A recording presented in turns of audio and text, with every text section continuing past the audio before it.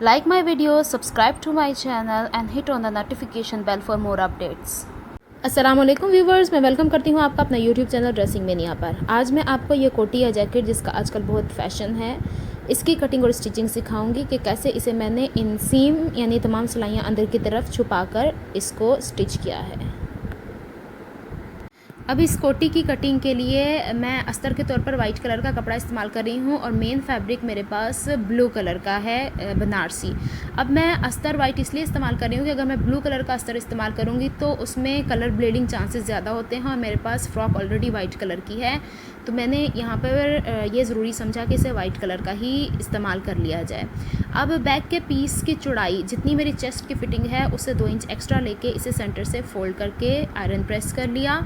इसके बाद फ्रंट के एक पीस के बजाय 2 पीसेस लिए हैं, लेकिन इसकी चौड़ाई बैक के पीस की निस्बत हाफ इंच ज़्यादा होगी जो कि सेंटर की तरफ जाएगी, क्योंकि सेंटर से ये फ्रंट ओपन है और हमें सिलाई का मार्जिन वहाँ पर चाहिए। इसके बाद मैं इन पीसेस को एक दूसरे के ऊपर ऐसे रख दूँगी कि हाफ इंच सेंटर में, यानी बैक का जो सेंटर है वहाँ पर हाफ इंच बाहर की तरफ निकल जाए। अब यहाँ पे जो अस्तर का कपड़ा है मेरे पास, इसकी लंबाई मैं 10.5 इंच रख रही हूँ। इसकी वजह यह है कि जो फ़्रॉक मैंने ऑलरेडी स्टिच की है उसकी बॉडी 9 इंचेस तैयार हुई है, तो 1.5 इंच का मार्जिन मैंने इसलिए लिया है कि शोल्डर और बॉटम को जब मैं स्टिच करती हूँ तो ये एक्स्ट्रा कपड़ा अंदर की तरफ हैम हो जाता है।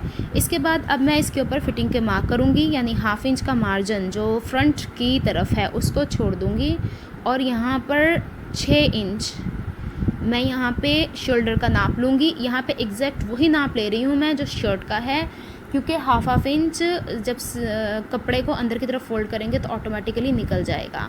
अब यहाँ पे मैं दोबारा यहाँ पे आर्म होल की डेप्थ मेजर करूँगी 6.5 इंच और इसको एक बॉक्स की सूरत में इस तरीके से बना दूँगी। अब यहाँ पे आर्म होल की फ्रंट और back shape as it is वैसी होगी जैसे कि हम शर्ट पर मेजर करते हैं। अब इसके लिए पहले मुझे गले की चौड़ाई की ज़रूरत है, तो वो मैं यहाँ पे 2.5 इंच मार्क कर रही हूँ, क्योंकि जब ये स्टिच होगा तो हाफ इंच मज़ीद बढ़ जाएगा। शोल्डर स्लोप हाफ इंच रख कर इसको मैं मार्क कर दूँगी। इसके बाद आर्म होल की डेप्थ को हाफ करके आधा इंच अंदर की तरफ इस तरीके से निशान लगा के मैं फ्रंट आर्म होल की यहाँ पे निशान लगा दूँगी। इसी तरीके से बैक आर्म होल का निशान मार्क कर दूँगी।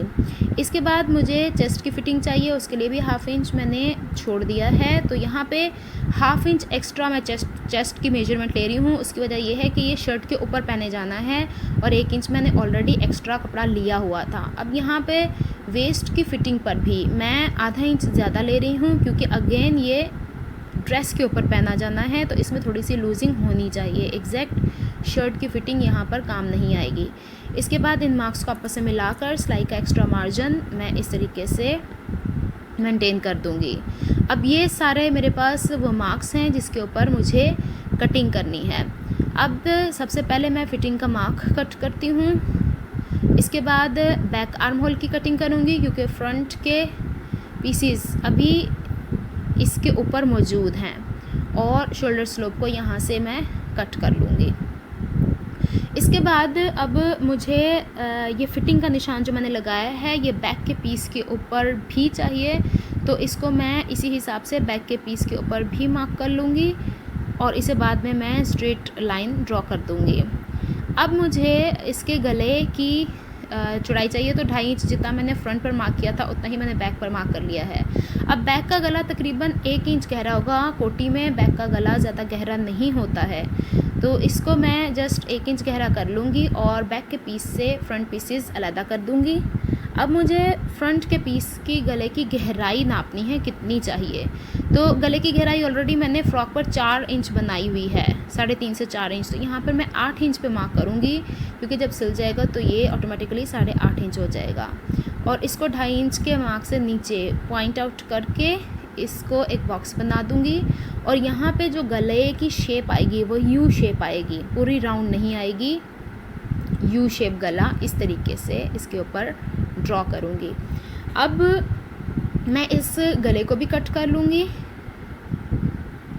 और फ्रंट आर्म होल की जो फिटिंग का निशान है मेरे पास, उसको भी कट कर लूँगी। इस तरीके से जो मेरे पास 2 पीसेस फ्रंट के लिए आए हैं और 1 पीस बैक के लिए आया है, इसको मैं मेन कपड़े के ऊपर एज इट इज़ रख कर बनारसी कपड़े की कटिंग कर लूँगी।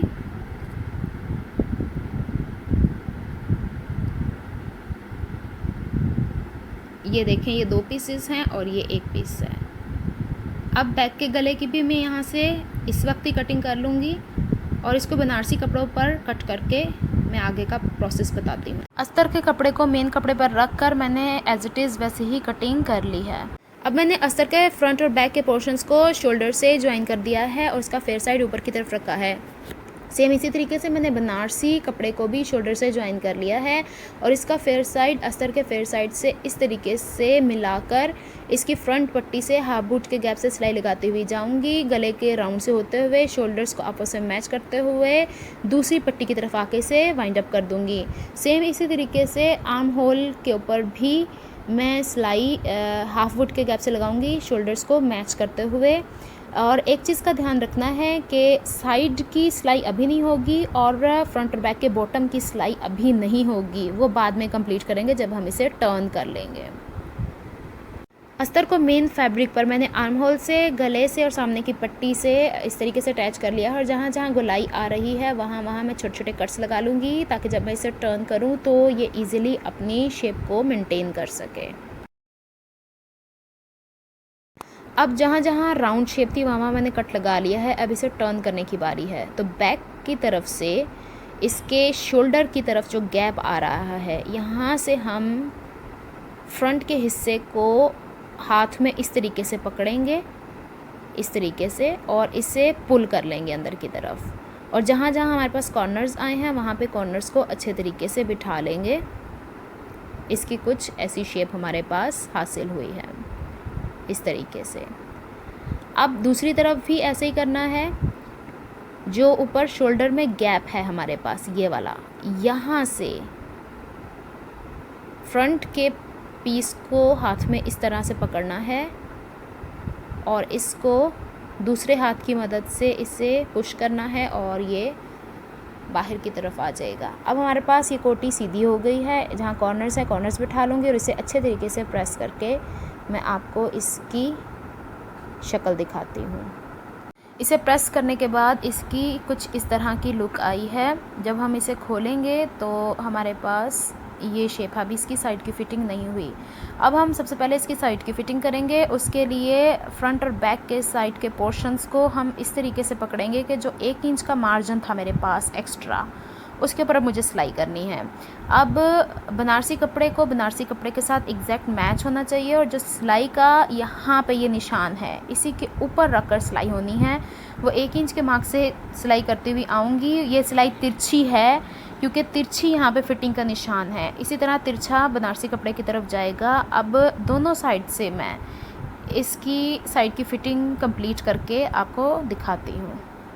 अब इसकी साइड की फ़िटिंग भी मैंने कंप्लीट कर ली है और इसको जब मैं इस तरह खोलूँगी तो यहाँ पे मैंने एक्स्ट्रा मार्जिन कट कर दिया है। अब सिलाई का मार्जिन दाएं बाएं करके इस तरीके से इसको जब मैं पलटती हूँ तो ये इजीली अपनी शेप को मेंटेन कर लेगा। अब बस इसके बॉटम की स्टिचिंग रह गई है और उसे स्टिच करने के लिए मैं इसको इस तरीके से पलटूँगी। सॉरी, ये थोड़ा सा आउट ऑफ फोकस हो गया था, लेकिन इसको इस तरीके से पलट के इसका सारा मार्जिन अंदर की तरफ रख के हाफ बूट के गैप से इतनी दोनों तरफ से, यानी फ्रंट की पट्टी जो दोनों तरफ है उससे बैक की तरफ सिलाई लाते हुए इतनी हमने सिलाई कर देनी है कि पीछे सिर्फ 2 इंच का मार्जिन हमारे पास बचे, जिससे हम इस कोटी को पलट सकें। इसे सिलाई लगा के मैं आपको दिखाती हूँ। इसकी बॉटम की जब मैं सिलाई लगाने के मेथड को एक्सप्लेन कर रही थी तब ये आउट ऑफ फोकस हो गया था, लेकिन अब देखें कि इसे मैंने किस तरीके से स्टिच किया है कि कोटी का सारा मार्जिन अंदर की तरफ रखकर फ्रंट पट्टी से बैक की तरफ दोनों तरफ सिलाई लगाई है और बीच में 2-2.5 इंच का गैप छोड़ा है। और इसी 2-2.5 इंच के गैप को मैं कोटी को सीधा करने के मकसद में इस्तेमाल करूँगी। अब जहाँ जहाँ कॉर्नर्स हैं उन कॉर्नर्स को अच्छे तरीके से मुझे फाइन कर लेना है और जहाँ जहाँ पर भी कट्स हैं या अस्तर का और मेन फैब्रिक इधर उधर खिसक रहा है, इसको बैलेंस कर लूँगी। इसके बाद अब मैं जो बैक का पोर्शन 2.5 इंच मेरे पास खुला है, एक तो उसको सिक्योर करना है और दूसरा अस्तर को और मेन फैब्रिक को मुझे इस तरीके से स्टिच करना है कि ये एक दूसरे के ऊपर पलट कर ना आए। तो अब मैं हाफ बूट के गैप से बैक की तरफ से सिलाई करती हुई आऊँगी, फ्रंट पर आऊँगी पट्टी की तरफ से गले की तरफ होते हुए, फिर फ्रंट और बैक की तरफ जाऊँगी, इसी तरह आर्म होल पे कंप्लीट की। अब इस कोटी पर हर तरफ मैंने हाफ बूट के गैप से सिलाई लगा दी है ताकि अस्तर का कपड़ा मेन कपड़े के ऊपर खिसक कर ना आए और बैक भी इसकी सिक्योर हो गई है। अब ये कोटी चूँकि ओवरलैप नहीं है, एक दूसरे के पैरेलल आ रही हैं इसके प्लैकेट्स, तो इसके लिए मैंने नॉर्मल लूप्स जो हम बनाते हैं वो नहीं बनाए, क्योंकि ये थोड़ा सा मोटा कपड़ा है बनारसी का और वो इसका अच्छा नहीं लगेगा। तो मैं अंदर की तरफ अस्तर के ऊपर धागे की मदद से लूप्स बनाऊंगी। धागे को 2 टाइम्स इस तरीके से मैं राउंड शेप दूंगी कि धागा 4 तहों में आ जाएगा, इस तरीके से। अब इसके ऊपर पूरे धागे के लूप के ऊपर छोटे छोटे कांच टांके को मैं स्टिच करती चली जाऊंगी। तो यहाँ पे मेरे पास एक लूप तैयार हो जाएगा इस तरीके से। अब ये कांच टांका जो मैं करती जा रही हूँ इस लूप के ऊपर, ये एक दूसरे के साथ ज्वाइन हो, बहुत ज़्यादा टाइट भी ना हो, बहुत ज़्यादा लूज़ भी ना हो, और इसको एंड तक मैं इस तरह कंप्लीट करके इसको सिक्योर कर दूंगी।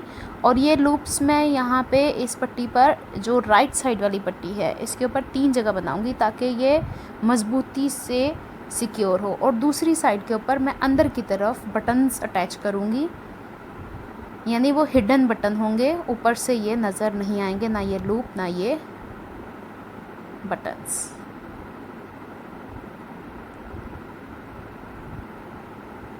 ये भी एक तरीका है लूप्स को बनाने का, अगर हमें हिडन वे में अगर कोई प्लैकेट को सिक्योर करना हो।